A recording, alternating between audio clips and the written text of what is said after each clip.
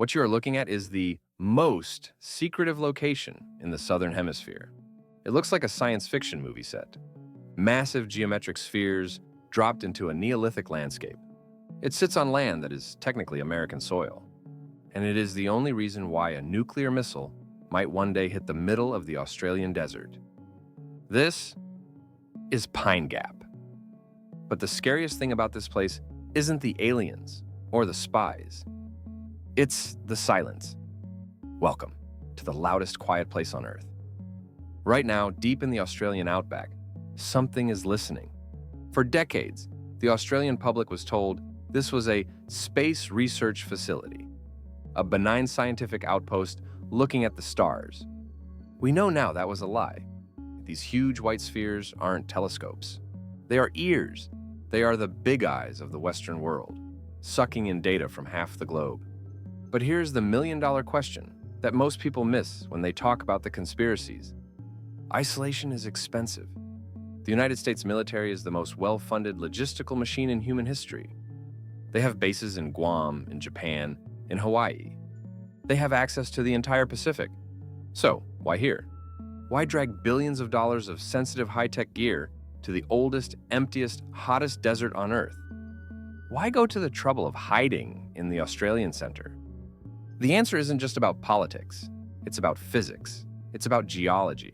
It's because there is a physics problem that only this specific valley can solve. Welcome to the displacement. If you drive south from Alice Springs, you're driving through a landscape that feels eternal. This is the redcentre. The geology here is raw and exposed, stripping away the illusion of modern time. These mountains were once as high as the Himalayas, but they have been eroding for 800 million years. Ground down to the bone, you're driving through deep time, and then you turn a corner and you see them. Massive white spheres, an anomaly. It creates a cognitive dissonance. Your brain can't quite reconcile the Neolithic landscape with the futuristic geometry. This facility is officially known as the Joint Defense Facility Pine Gap. Today, it employs nearly 1,000 people. But inside those gates, the rules of the Australian continent cease to apply. Inside those gates, it feels less like Australia and more like a suburb of Virginia. It is a closed community. For decades, the cultural displacement was literal. They used American voltage in the walls, 110 volts instead of the Australian 240. They served American food in the cafeteria. They drove on the right side of the road within the compound. It is a little America, a 51st state, built on the oldest crust on Earth. But this displacement goes beyond just voltage and hamburgers. It represents a fracture in sovereignty. Historically, the secrecy was so intense that even Australian prime ministers were often kept in the dark about the facility's true capabilities. The CIA and the National Reconnaissance Office ran the show, and it came with a heavy price tag. During the height of the Cold War, Pine Gap was listed as a priority nuclear target. Think about that. Alice Springs, a remote town of 25,000 people, thousands of miles from Washington or Moscow, holding a gun to its head because of geography. So, we know it's a target. But being a nuclear target isn't the weirdest part. The weirdest part is why the US military hid inside a mountain range. I'm going to show you a physics problem that stumped the CIA and how this specific valley solved it. To understand the why, we have to look at the hard science of signals intelligence, or SIGINT. The United States projects power through satellites. Specifically, massive spy satellites like the Relic, Magnum, and Orion series. These massive machines are parked in geostationary orbit. This means they orbit at the exact same speed that the Earth rotates. From the ground, they appear fixed in the sky, staring unblinkingly at the same patch of dirt forever. The US has these satellites parked over the Indian Ocean. They are looking at the electromagnetic spectrum. They suck up telemetry from Chinese missile tests. They intercept microwave communications from Russia. They are the ultimate vacuum cleaner for the world's secrets. But a satellite is useless if it can't send that data back to the NSA analysts on the ground. It needs a downlink. And this is where the physics gets tricky. Radio waves behave like light. When you shine a flashlight at a wall, the beam spreads out. The footprint of a satellite downlink isn't a laser point, it's a wide cone. It covers hundreds of kilometers. Here's the problem. If you build your downlink station on an island, like Guam or Hawaii, you are vulnerable. A Russian or Chinese spy ship can just park in international waters, 12 miles offshore, and steal the signal. They can sit in the spillover of the beam and record everything you're downloading. You need a shield, and Australia is the perfect shield. By placing Pine Gap here, deep in the redcentre, the base is protected by thousands of kilometers of land in every direction. No spy ship can get close enough. The curvature of the Earth and the sheer mass of the Australian continent block the line of sight.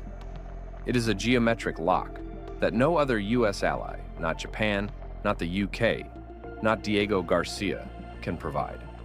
But that's only half the story. The other half is about noise. The valley itself is a radio quiet zone.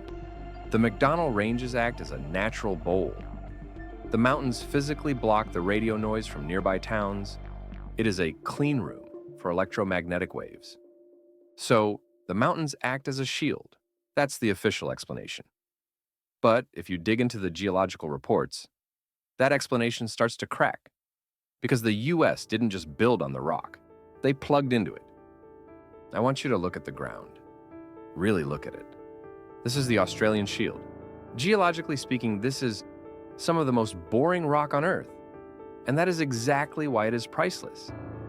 It is one of the oldest, most tectonically stable crusts on the planet. While other continents are drifting, folding, crashing, and shaking with earthquakes, this rock has been dead still for hundreds of millions of years. Stability is everything in surveillance. To aim a high-frequency antenna at a moving target 36,000 kilometers away requires absolute precision. You are trying to hit a moving bullet with a laser beam. You cannot have the ground shifting beneath your feet. You need a foundation that hasn't moved since the dinosaurs were invented. And then there is the material itself. The geology here is dominated by quartzite. Quartz is the heartbeat of modern electronics. We use quartz crystals in watches, in computers, and in radios because they are piezoelectric. They are stabilizers. I want to propose a hypothesis. Don't think of Pine Gap as a base built on the ground. Think of it as a plug. The Americans found a massive crystalline shield, a natural stabilizer, and they plugged their machine into it. The Earth here isn't just a foundation. The Earth is part of the antenna. It is a profound irony. The most advanced technology of the 21st century is utterly dependent on the geological stability of the Precambrian era. The cloud is actually anchored in the oldest rock we have. But here's the uncomfortable truth. The Americans plugged their machine into this ancient energy. They sought out this silence, but this specific silence was already being used. They didn't realize that this machine was already turned on. If you look at the map of the redcentre, you see a fascinating duality, less than 400 kilometers apart, neighbors in the scale of the outback. You have two massive structures dominating the landscape. One is Uluru, the spiritual heart of the continent. The other is Pine Gap, the technological brain. Both are sites of deep connection. For the Arrernte and Anangu people, this region is a crisscrossing web of songlines. These are invisible tracks of law, story, and energy that connect the land to the sky. For the military, it is a web of orbits connecting the land to the sky. They are doing the exact same thing. But these worlds collided in 1983. Over 700 women gathered here for the Women's Peace Camp. It was a historic moment. You had the hyper-masculine, secretive world of the Cold War military facing off against a movement led by women, demanding transparency. Arrernte elders pointed out that the base sits on dreaming tracks. There are sacred sites inside the high-security fence. Think about the power dynamic.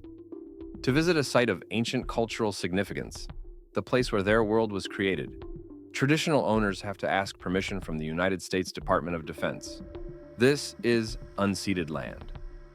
One looks down to control the earth. The other looks up to heal it.